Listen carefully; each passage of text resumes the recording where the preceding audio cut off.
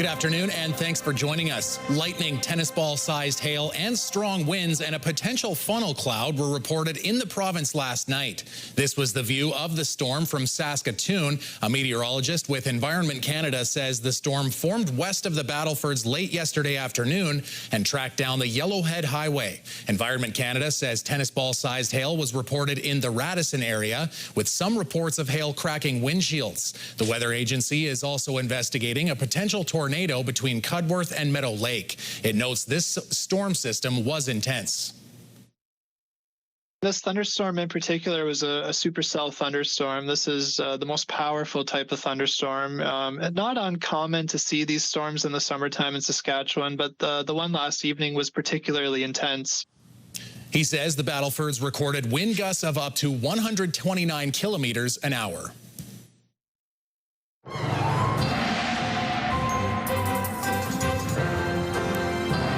Well, Jeff, I guess I could say I stole your thunder, but you've got a little bit more sort of forward-looking as we dealt with the weather from last night. Exactly, and certainly things will be a lot more calm as we make our way into the next 24 hours into the weekend, John. But we can tell you that certainly, the hail, you mentioned the huge wind gusts up in the Battlefords region of 129 kilometers an hour, but they also had some sizable hail, I believe, reportedly in the size of chicken egg size hail. So some nasty hail that rolled through many parts of the province, even north of Saskatoon, or northeast of Saskatoon. We are keeping our eye on the secondary system moving in. We don't anticipate the same sort of intensity there, but we are going to keep our eye on that. But other than that, things are looking relatively calm as we make our way into the weekend. We'll have more on that later. A meeting with the Premier, the Federal Agriculture Minister, and canola industry leaders this afternoon has given a roadmap for negotiations with China, but they're warning there won't likely be a swift resolution to these counter tariffs. Last week, the Chinese government implemented a nearly 76% tariff on canola seed, in addition to previous tariffs on the crop. Mo is planning to leave for China in the next few weeks to meet with Chinese officials and find a way forward. The federal government is moving forward with a three-pronged approach, focusing on domestic policy to support Western Canadian farmers, market access, and potential changes to regulations. Many left the meeting optimistic and are pleased how urgently the federal government is taking the matter. It isn't going to be Premier Mo and President Xi that stand up and say, we've come to a trade deal here and everything is good moving forward. It is going to be the Prime Minister of Canada, Prime Minister Carney, and President Xi. It is extremely important, and the government recognizes that. And there is a level of nuance about how best we go about to support the industry. Mo fears without urgent action, the Chinese tariffs on canola could drag on for months. The owners of a boarded-up apartment building on 13th Street West are asking City Council for help reopening the building. The family says they want the city to forgive penalties and interest on the property tax so they can afford much-needed building repairs. They hope that bringing the building back into operation will help revitalize the area near Gateway Mall and provide some relief to the city's housing shortage. The 30-unit building closed 6 years ago due to gang activity, but the family thinks now is the right time to try again. We have a new mayor. We also have new city council members, and we're hoping that we can ride on the tailwind of that change and see if we can add a little bit more love to this much-needed street, 13th Street. The city has not given a yes or no answer yet, but says the owners will have to consult with the city's planning and development department. Métis Nation Saskatchewan has declared a state of emergency, saying alcohol, drugs, gangs, and violence are devastating Métis communities across the province. MNS calls the situation a province-wide epidemic, with addictions fueling a cycle of incarceration and broken families. It says it's willing to work with the provincial and federal governments to provide supports to address the emergency and establish solutions to stop addictions and violence. It says discussions are already underway with communities near Batoche to establish a land-based treatment facility on sacred grounds. Scattered rain and thunderstorms slowed harvest progress, according to the Ministry of Agriculture's weekly crop report. Humid mornings cause shorter harvest days and poor desiccation conditions. Farmers are looking for higher temperatures to speed up crop maturity this week. Provincial harvest progress is at 3%, which is behind the 5- and 10-year averages. In the southwest, farmers are at 8% completed of harvest. The most rain fell in the Yorkton area last week with 95 millimeters. Across the province, topsoil moisture is at 80% adequate, hayland topsoil 73% adequate, and pasture topsoil at 67% adequate. Also, 67% of livestock producers say they're not worried about water quality this week and that no shortages are expected. A Saskatoon man has been convicted of second-degree murder for the second time. A judge has once again found Brandon Brick guilty in the 2018 shooting of James Chason. Surveillance video showed Chason getting into Brick's car outside a 7-Eleven on Avenue P. A Crown witness testified that Brick shot him while he was inside the vehicle. The Crown says Brick targeted Chason because he was in a rival gang. Brick was granted a new trial, claiming his old lawyers didn't let him testify. But when he did take the stand, saying this was a drug deal gone wrong, the judge didn't buy it. The judge ruled Brick had the state of mind for murder. He's scheduled to be sentenced in September. The NDP were again calling out the provincial government's handling of healthcare today, this time in Yorkton. NDP MLA Jared Clark pointed to disruption numbers acquired by the Saskatchewan Health Authority. He says healthcare services aren't there when people need them and that inefficient staffing is the root cause for the surge in healthcare service disruptions. In the first 18 months of Scott Moe's leadership as Premier, there was 86 service disruptions across the province in our hospital systems. If you fast forward now to the most recent 18 months, we've seen 643 disruptions across the province. This is an 8-fold increase. The province says since the launch of the Health Human Resources Action Plan, Yorkton has seen an additional 15 healthcare professionals hired. The province says the SHA implemented several strategies to stabilize access to ER services, including the virtual physician program. The city of Saskatoon moved ahead with a planned eviction of a community garden that stirred up some controversy earlier this month. The Rotary Community Garden on 19th Street, a lot that's been vacant for decades, was moved to a new location down the street this morning. The eviction ends a back and forth between the garden and the city over the contaminated lot. Last month, the city learned Imperial Oil, which owns adjacent land and used to own that plot of land, was remediating the land for future development. City councillors learned this could save the city $500,000, but the community garden would need to be sacrificed. Ultimately, the city was able to work with residents and find a new home for the garden in time for harvest. The squeaky wheel gets the grease, as they say. Lack of stakeholder engagement became apparent to council that had caused them a large problem. Mappin says the city will be going to relocate an irrigation line to keep the garden at its new location for at least 1 year. A tasty breakfast was on the menu for a good cause on 20th Street today in Saskatoon. The 7th annual Charity Pancake Breakfast was held at the White Buffalo Youth Lodge. The event is put on by Saskatchewan Indian Gaming Authority to support youth programs at the lodge, which encourage youth and develop leadership skills. Several community leaders, including the mayor, members of city council, police, and fire department were on hand. SIGA says to date more than $40,000 has been raised. When we come back, some helpful tips from the Community Service Center. Jasmine Pelche finds out about training opportunities for job seekers.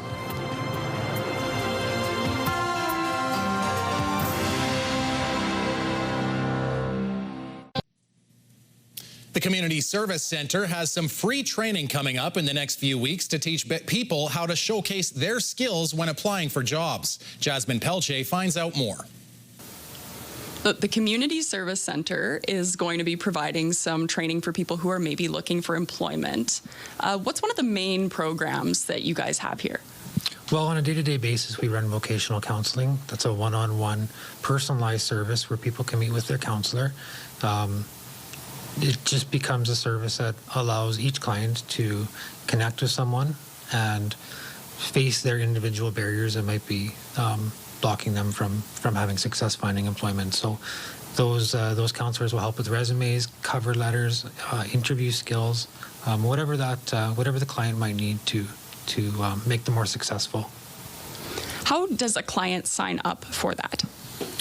Oh, that can be done a number of ways, but the easiest way is either just to walk in here at 101 15th Street West and meet with our receptionist and set up something. Oftentimes, people can see someone same day.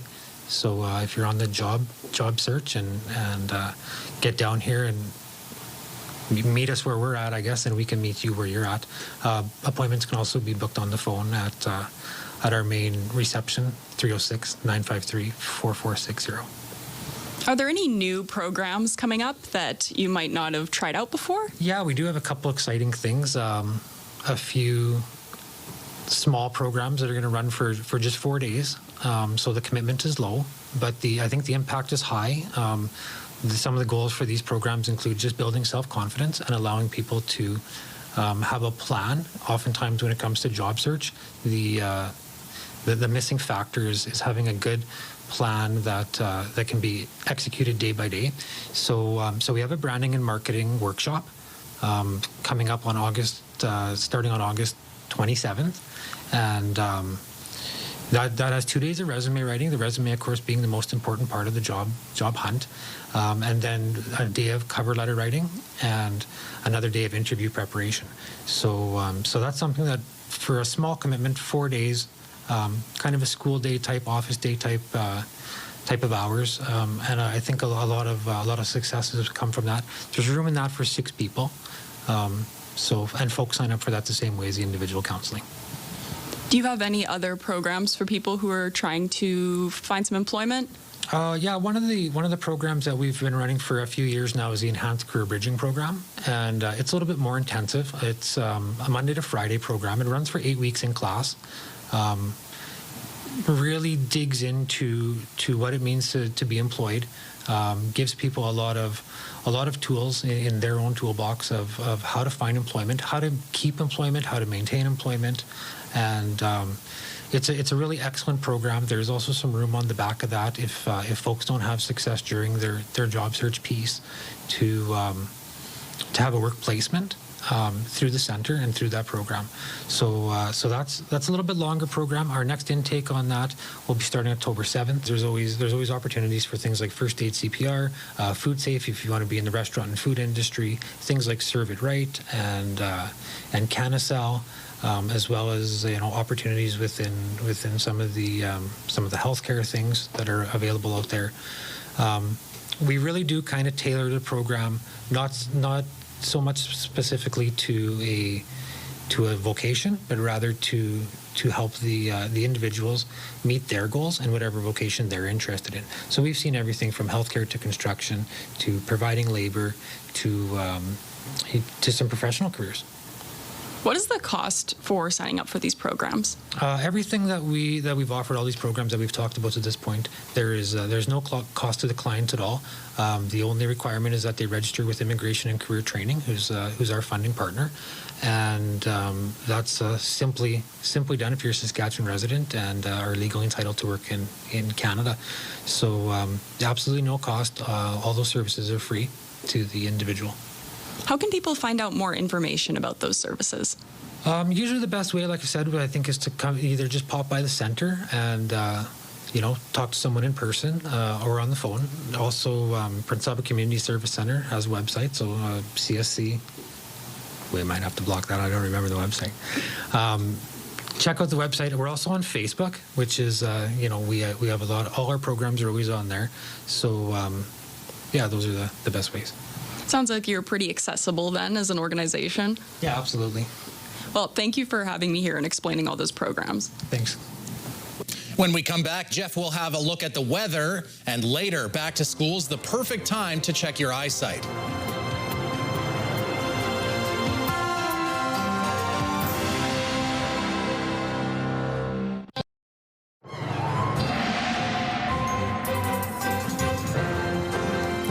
So, Jeff, it's kind of like when you have a big argument with your brother, there's a big blow up, and then the next day it's kind of like everything's better. And it seems like that's what's going on with the weather. I guess so. It's like, depends on which brother you're talking. Like, I might be taking a beating. I might be able to put a few licks on somebody. So it's like, it depends on where you are. When you're the one in the middle. Let's take a look and see what we've got going on with our satellite and radar shot here. We do have a lot of active weather right now in northern parts of Alberta, sliding into Saskatchewan, but not nearly the intensity that we dealt with yesterday. Of course, we were talking hail and incredibly strong winds, strong wind gusts that we had mentioned earlier in the broadcast. Let's take a look at our futurecast. So you can see that low pressure area just making its way into Manitoba and swirling along and sliding down through the Interlake region into the southern parts of Manitoba. And so, but still on the backhand side of that, there will be some strong winds and the possibility of some shower activity there. In the overnight period, many locations dealing with about a 30% chance of showers or risk of a thunderstorm. Spiritwood, 10 degrees, 11 for Battleford's overnight. The same for Candle Lake, 12 degrees the overnight temperature in Birch Hills, Rostern, and Nipawin. Melfort also expected to drop down to 11 degrees, so not much of a temperature range here or variance in temperatures in the region. On to tomorrow, where temperatures are going to remain below seasonal, a bit on the cool side, quite frankly. 18 degrees for Spiritwood, 21 for the Battlefords, 18 as well in Candle Lake, Birch Hills, Rostern, and Nipawin. 17 the daytime high for Melfort. Lots of clouds tomorrow as well in the region. Moving on to Prince Albert in detail, a slight chance of showers tonight with winds dropping off, winds from the west at 20, but becoming light in the overnight period. Still a risk of a thunderstorm in this situation. And then tomorrow we've got ourselves cloudy skies, 18 degrees, and again, not particularly windy, at least in the Prince Albert area. Winds out of the northwest, 20. And now on to our 7-day forecast. 19 on Saturday, 21 on Sunday, so a cool-ish weekend. But then temperatures are above seasonal starting on Monday and staying that way for about 4 days. So look at that, sunny and 27 on Monday, 28 on Tuesday with big time sunshine, and mainly sunny skies on Wednesday and Thursday with temperatures still hanging around that 28 or 29 degree mark. So pretty swell temperatures if you're looking for, summertime warmth. It is back after a brief, hiatus, shall we say. Well, in a hiatus it was for sure last night. While the Saskatchewan Huskies football team were affected by that storm, they took the field for the first time this year. Huskies receiver and 2025 CFL draft pick Daniel Weeb hauled in this 27-yard touchdown pass. That gives the Huskies a 14-0 lead over the UBC Thunderbirds. The score got to 18-2 when the preseason game was called due to weather. Next up for the Huskies is their season opener in Alberta. They'll have their home opener at Griffith Stadium on September 5th. Rough Riders quarterback Trevor Harris isn't one for individual recognition, but he does find himself in the hunt for the CFL's Most Outstanding Player award. Sportsbook Review currently has Harris with the third highest odds to take home the league honor, behind only Bo Levi Mitchell of Hamilton and Calgary's Vernon Adams Jr. Harris likely helped his case last weekend against Hamilton. He had 78% completion rate, over 300 yards, and 3 passing touchdowns. He's a complete quarterback. He does everything right, man. He doesn't make mistakes, doesn't really turn the ball over. He's an elite quarterback, and there's a reason why he's been in this league for so long. And it's crazy. We just had a conversation, and he's just saying how proud of me he is and how he can tell I'm just completely feeling the game better the way I'm seeing coverages and stuff like that. And, obviously I feel it for myself, but when it comes from somebody like that who's been in the league for so long and he's recognizing it, it means a lot. Harris hit Robustelli for 11 catches, nearly 200 yards, and a touchdown in the team's first matchup against Calgary this season. Do you have a community event you would like to promote? Or maybe you'd like to draw attention to your organization. Let your local CTV station help you spread the word. Contact us at 306-922-6020 or email panews@ctv.ca. You can appear on CTV Prince Albert's News at 5 and get your message to our viewers.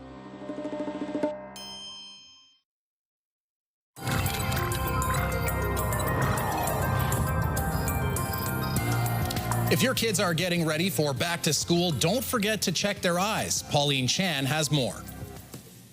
If I had not seen an issue in Nash's eye, it would never have been on my radar to take him to get an eye exam so early in his life. In fact, only 17% of infants or toddlers get their eyes checked. And in school children, the number is only slightly better, 33%. So we recommend that children start getting their eyes checked at 6 months of age and then annual from 2 years old onwards.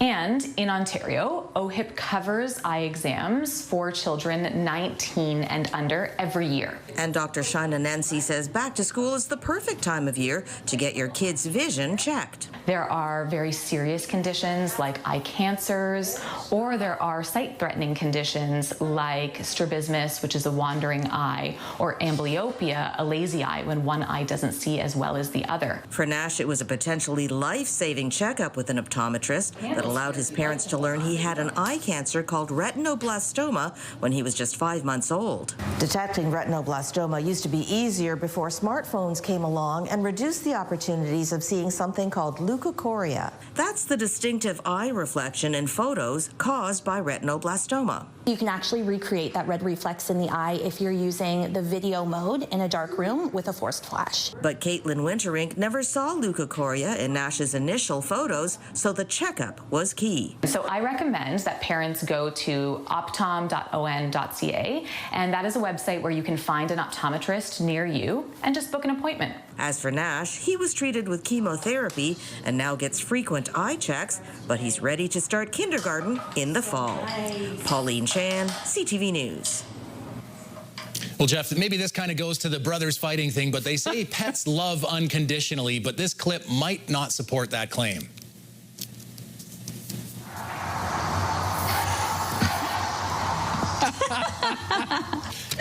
As you can see there, this fur baby clearly loves her mother a little bit more than Papa Bear there. Tima is the dog's name and loves her cuddle time with Mom, but not so much with Dad. Letting Dad intrude there is a bit of a no-go. Watch her push him away every time he comes in for a kiss. It's probably pretty obvious who's the treat giver in that that couple there, Jeff. Well, I just like he keeps trying to move in there, nose in there. Yeah, the little. So now here's the question: Is he trying to kiss his wife, or is he trying to get some love from the dog, and the dog is just saying, "Yeah, get out of here"? That's a good question there too. And who knows? You know, it could have been because maybe, I don't know if these guys were in the storm area, but for sure dogs don't like storms. So maybe it was just some dogs. Look, you're right. Some dogs are really affected by it. I'm not sure any of them like it, but some are kind of oblivious to it. You know. Did that dog stay up late and watch it? Did you watch some? This dog did. I sat out in the backyard watching the thunderstorm. Yeah, watching the magic. It was very impressive. Never been to a rave, but that was probably as close as I've been. Have a good night.